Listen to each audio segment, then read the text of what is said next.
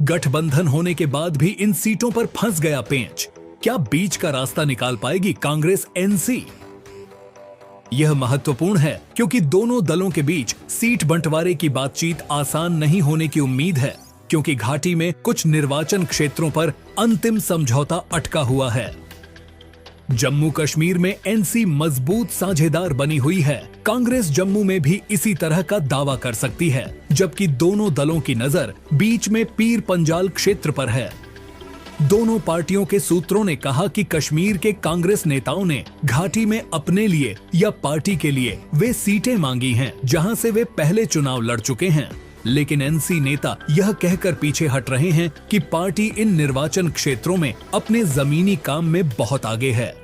National conference उन सीटों को देने का भी विरोध कर रही है जहां उसे लगता है कि कांग्रेस की जीत की उम्मीदें अवास्तविक हैं। सूत्रों ने कहा कि कांग्रेस जिन विधानसभा सीटों की मांग कर रही है उनमें श्रीनगर जिले की 8 में से 5 सीटें शामिल हैं। इसमें हजरतबल भी शामिल है, जहां एनसी ने एक उम्मीदवार को शॉर्टलिस्ट किया है। कांग्रेस जो अन्य सीटें चाहती है जिन्हें नेशनल कॉन्फ्रेंस देने में झिझक रही है, वे पुलवामा और अनंतनाग में हैं।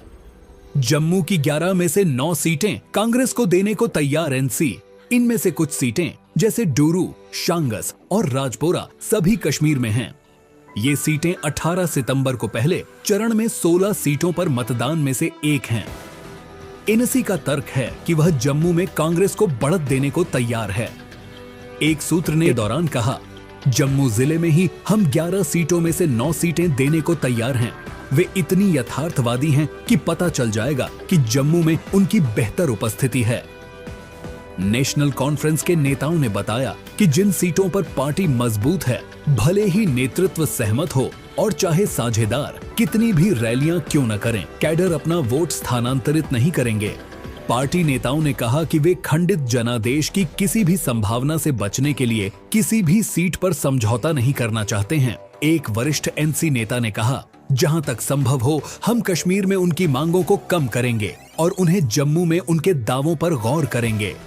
दोनों दलों के बीच 75% सीटों पर बातचीत। फाइनल एनसी के एक वरिष्ठ नेता ने कहा कि इन कमियों के बावजूद लगभग 75% सीटों पर बातचीत पूरी हो चुकी है और दोनों पक्ष दूसरों पर बातचीत के लिए तैयार हैं।